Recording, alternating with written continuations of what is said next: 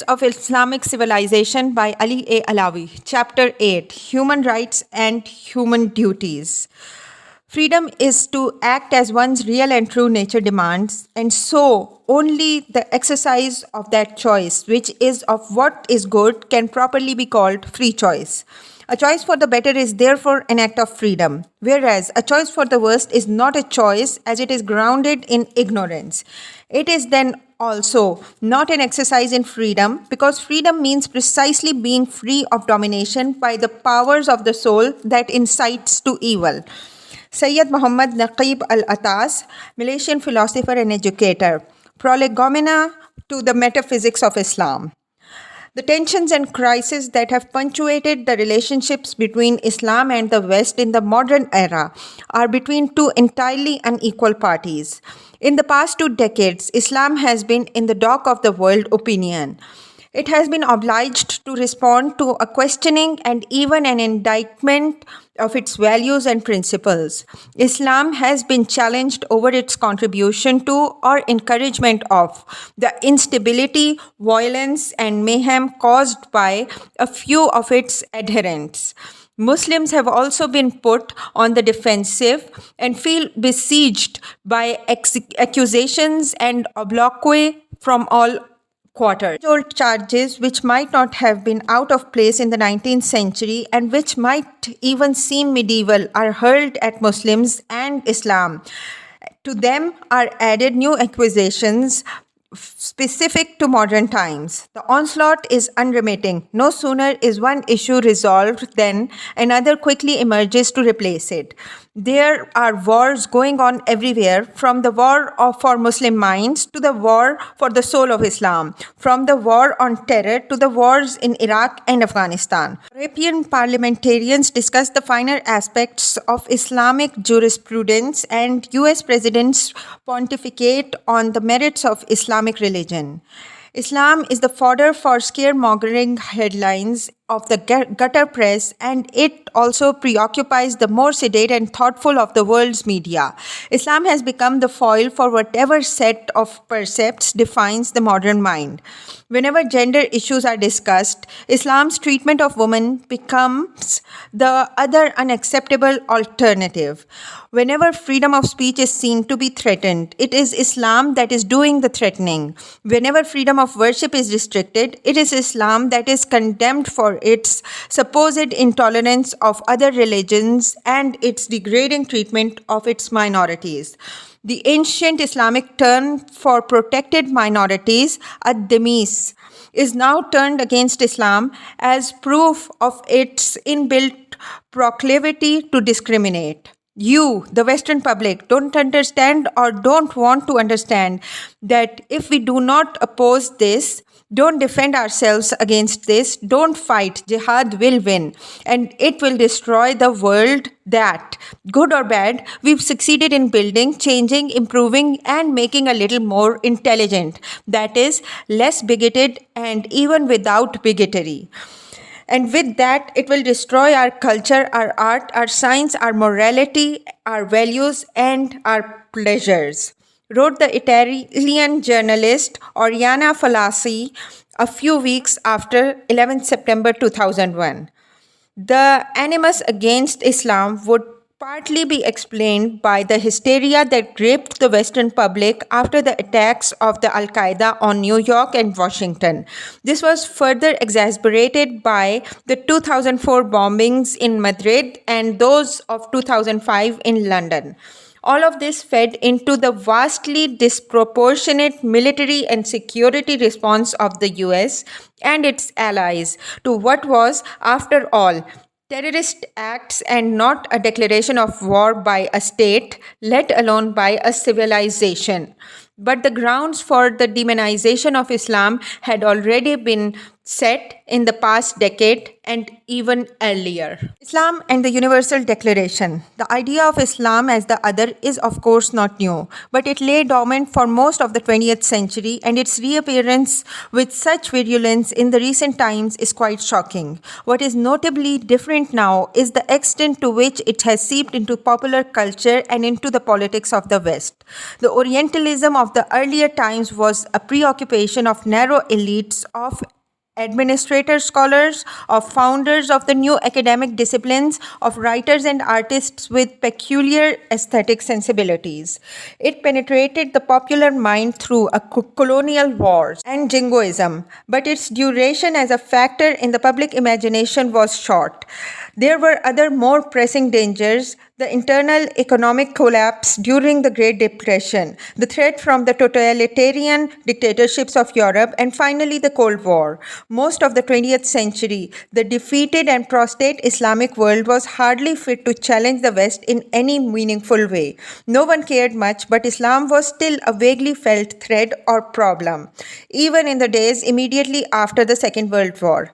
As the world was convening to establish the institutions of UN and to formulate the 1948 Universal Declaration of Human Rights (UDHR), the possibility of an Islamic exception to the evolving doctrines of human rights was hardly an issue.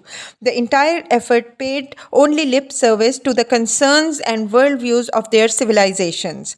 No one, of course, was in any position to challenge the victorious allies or to engage in any serious debate about what were essentially philosophical and religious issues.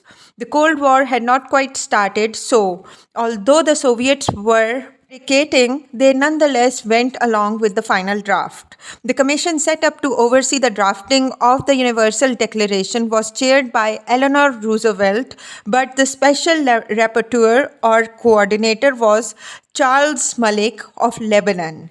In fact, he wrote the preamble of the Declaration of Human Rights and was responsible for several articles that strove to give the document a proper universal import.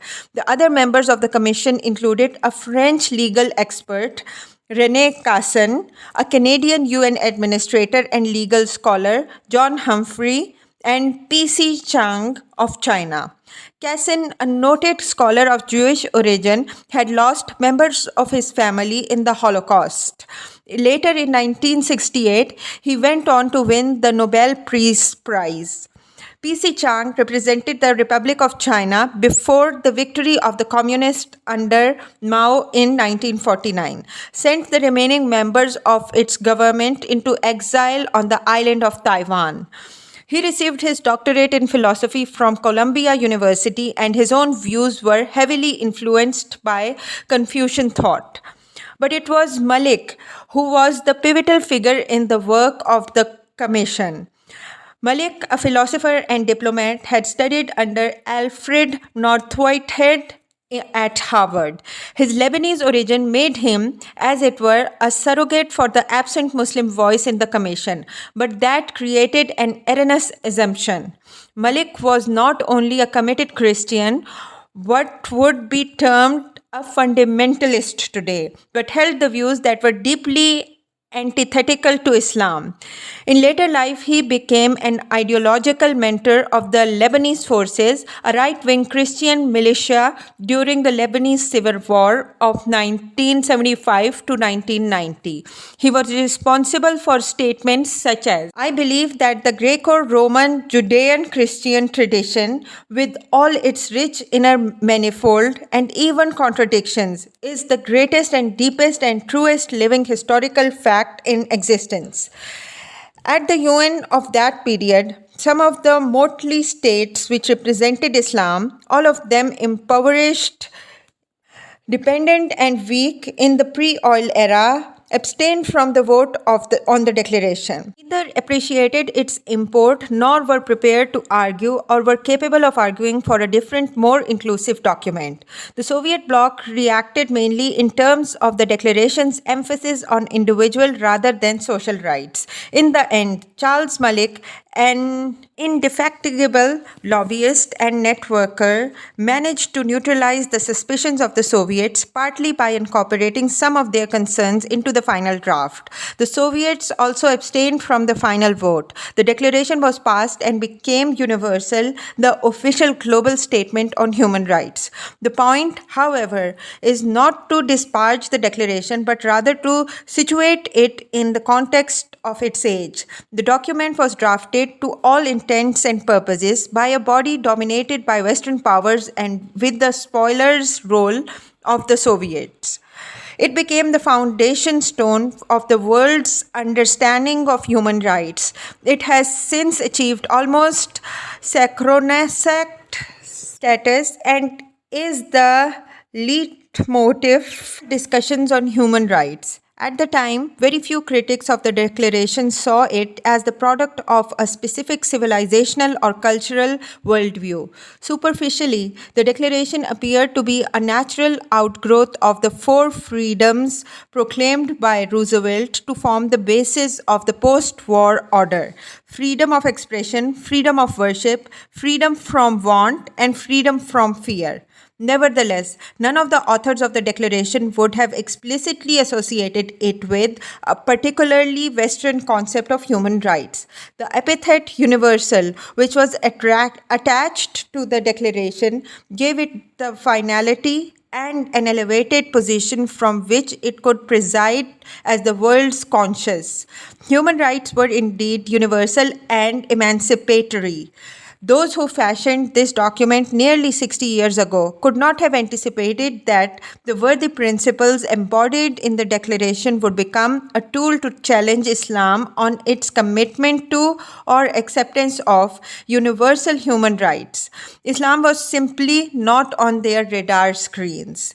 Are human rights universal, or are they rooted in specific Western experience? If they are indeed an outcome of Malik's concept of Greco-Roman Judeo-Christian basis of the Western civilization, then their adoption by the other civilizations, and specifically by Islam, affirms the victory of the Western civilization in the modern world. These rights include the ideals of liberalism, democracy, and secularism. If Islam were to adopt them in toto, the separate civilization space Islam could claim for itself would end. If other civilizations reject these values as purely Western formulations, and again here, Islam is the one seen to hold out, then the West has a new civilizing mission, namely to act out its historical role of representing the final state of human political order. Its values, including its definition of human rights, becomes the globe's values.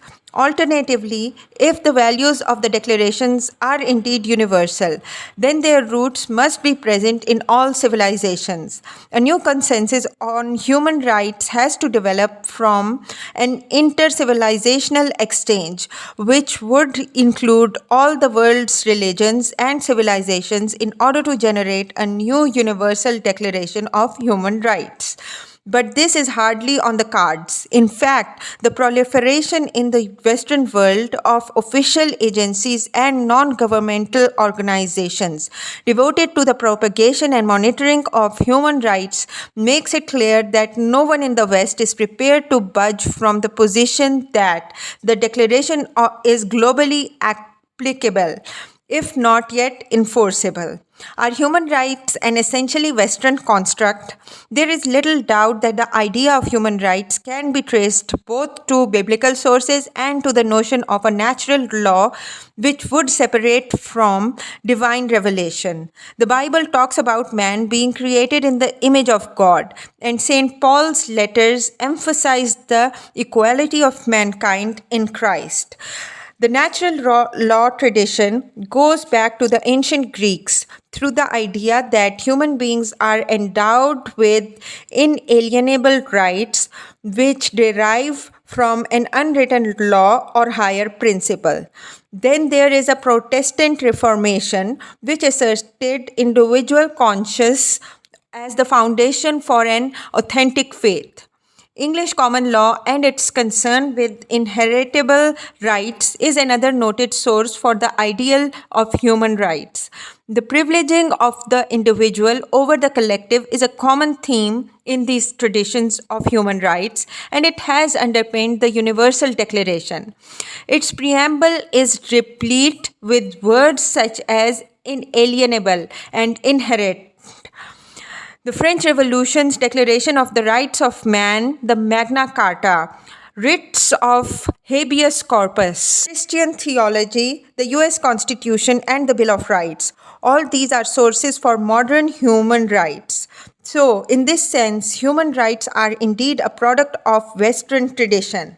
However, it was never inevitable that this particular aspect of Western tradition would prevail. What we have now is the development of one out of the many routes that Western thought and practice on human rights could have taken before it settled on the present formulations. The appalling horrors of the Second World War, at least in the European theater of war, were committed in the Western sphere and influenced this development very much. Stopping their recurrence was an essential purpose of the Universal Declaration. Disregard and contempt for human rights have resulted in barbarous acts which have outraged the conscience of mankind. It declaims. But this has not always been so. Medieval Christian theology celebrated what was hierarchical in nature, and thus it fostered inequality within the order of things. The Protestant Reformation had deeply authoritarian features to it. Luther's spiritual equality with other Christian believers did not extend to non-Christians and did not challenge the political and social order. There is an entire tradition in Western political and moral thought which decries individual human rights and fears them as undermining collective rights and the sense of community, and as being a source of alienation. The most powerful critique of the modern notion of human rights came from the most significant religious institutions in the West, the Catholic Church.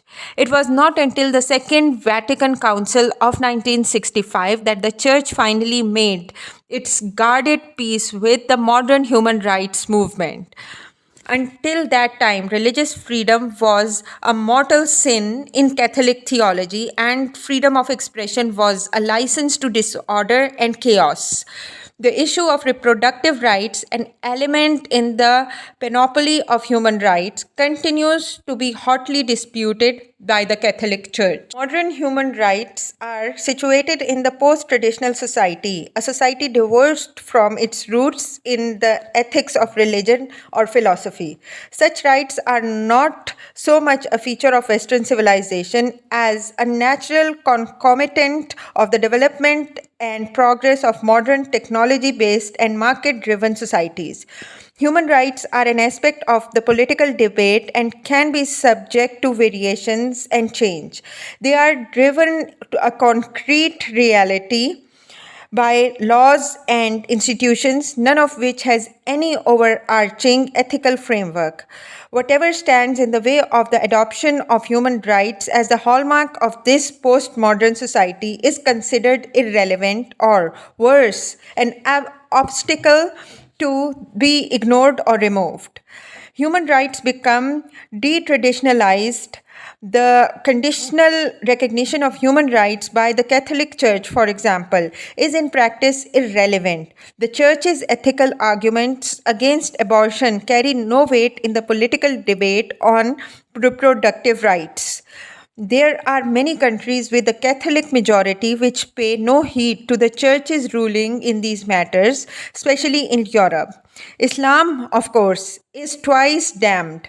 Not only are its ethical arguments ignored entirely, but it is seen as a positively retrograde force insofar as it declines to participate in the postmodern order. This argument has been frequently employed by progressive figures in Europe who denigrate Islam, associating it with pre-modern worldview, which has no place in Europe. Their reasoning has gained currency as Europe wrestles with the implications of multiculturalism and its perceived failures in integrating Muslims into wider European society. The Universal Declaration of Human Rights, in spite of misgivings about its provenance, was a praiseworthy project in many ways. It set standards which would later confront the world of Islam with the definition of universal rights, which might in turn conflict with Islam's own possible interpretations of human rights. Some of the articles of the declaration were loaded and appear to have been primed to elicit a negative response from Islam. Article 18 is a case in point. It affirmed the freedom not only to choose one's faith but also to change it. It was introduced specifically by Charles Malik, who knew very well that an act of renunciation of Islam by a born or converted Muslim would have problematic consequences. The declaration's effectiveness during the Cold War was limited in spite of the frequent appeal to its principles by organizations such as Helsinki Watch, which monitored the Soviet bloc's human rights record. It mainly stayed dormant throughout the Cold War years but sprang to life again in the 1980s as the Soviet Union began to lose its grip over its East European satellites.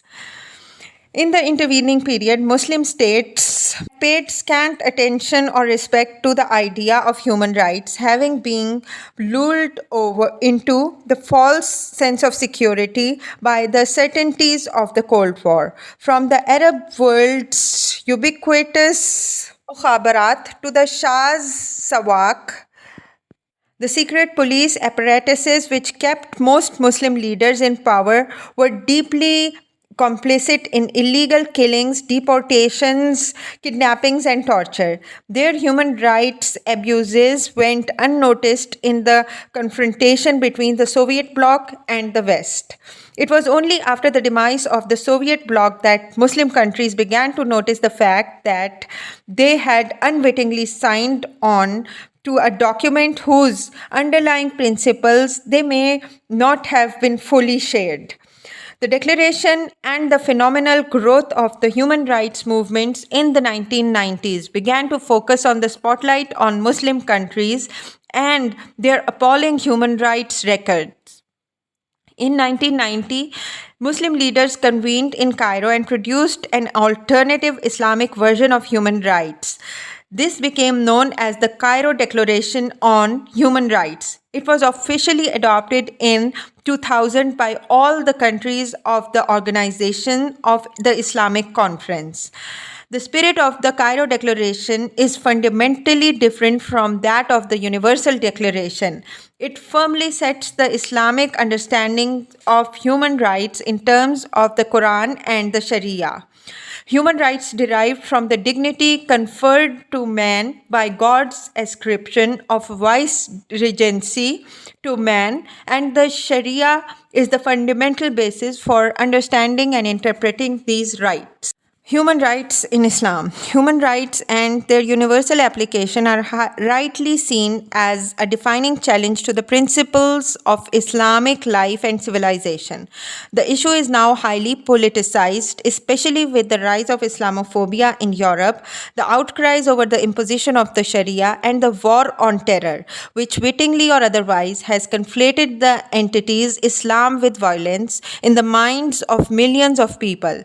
Human rights have become an either-or issue. Either Islam accepts the universality of the rights embodied in the UN Declaration and subordinate its own ethical foundations to it, or it opts out and charts its own way of formalizing human rights in Islam. The collapse of the Soviet bloc and its half hearted attempts to present economic and social rights as an alternative access for human rights doctrine gave a huge fillip to the universality of the concepts underpinning the 1948 UN Declaration. Nearly all the European states of the former Soviet Empire signed on to the dominant West inspired human rights movement. Many people in the Islamic world see human rights movement as the thin edge of the wedge. Under the influence of human rights, the building blocks of the Islamic worldview would be gradually disassembled. This suspicion is behind the attempt to articulate an independent Islamic doctrine of human rights. Although the authors of the Cairo Declaration may not have realized it at the time, the formulations used in the document were very much derived from modern preconceptions garbled in the language of the Sharia. Rights in Islam had previously been formulated in terms of duties and obligations of people to each other, to those in authority over them, to those subordinate to them, and above all to God. What rights human beings have are thus the outcome of individuals and societies fulfilling their duties and responsibilities to each other. There are a few rights which are explicitly recognized as such in the Quran. Parental rights over children, for example. Rights are in the nature of obligations. The rights of God over man are met through acts of worship and devotion. The right to work exists between human beings, have a duty to work and strive to improve their lot. The right to free expression exists because man has a duty to seek the truth and its fulfillment, even in matters which are not on the surface contentious, such as the right to justice. The right arises in consequence of the fact that others, the state, the judiciary, or those in power, have not fulfilled their duty to provide or dispense justice. So, rights are attached to the nexus of obligations, responsibilities, and duties. This is the heart of Islam's perspective on rights. Unfortunately, this is barely discernible in the Cairo Declaration. Clearly, the notion that fulfilling duties and obligations is at the core of human being is deeply antithetical to the modern individualist sensibility. Smacks too much of authoritarian states and institutions, of inflexible and burdensome religious duties, of the shackling of the Promethean spirit of man by a chain of do's and don'ts. But if all these have created an inheritance which is now being rejected by the modern Western imagination, as it seems to be, there is no compelling reason why Islam should follow the same trajectory. Where will the human rights movement ultimately stop? In its endeavor to remove all restrictions and curbs on the individual, the right to life may become diluted in time, but utilitarian and ethical calls for euthanasia.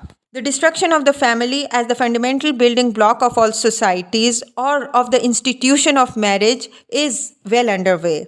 One cannot and one should not expect that such proposals, which might be deemed desirable in the context of the enlargement of individual human rights, are automatically adopted by cultures which do not subscribe to the same assumptions. The Cairo Declaration is severely deficient because its drafters did not convincingly address the need to define human rights in terms of Islam's own spiritual and metaphysical framework.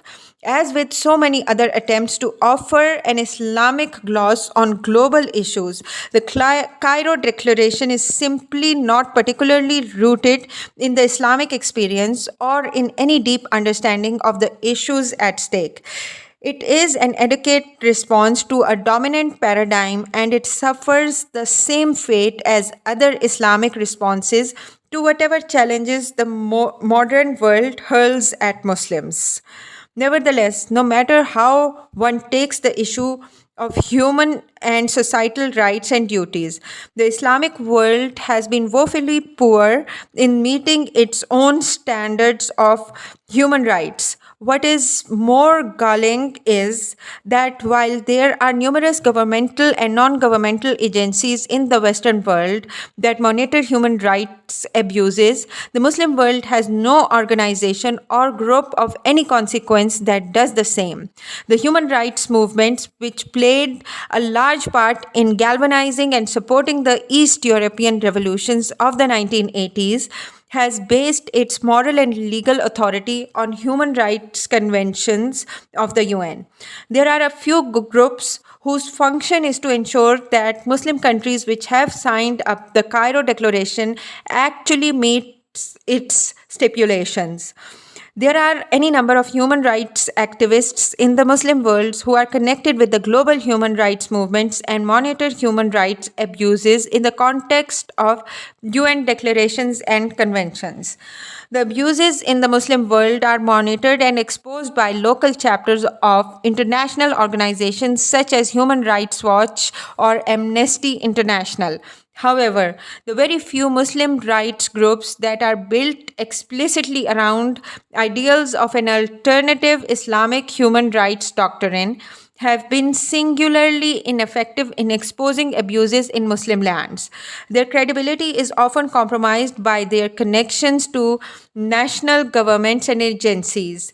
When real human rights abuses involving Muslim states are uncovered by the Western oriented human rights activists or organizations, they are often either ignored or denounced as examples of nefarious plotting by groups determined to undermine Islam.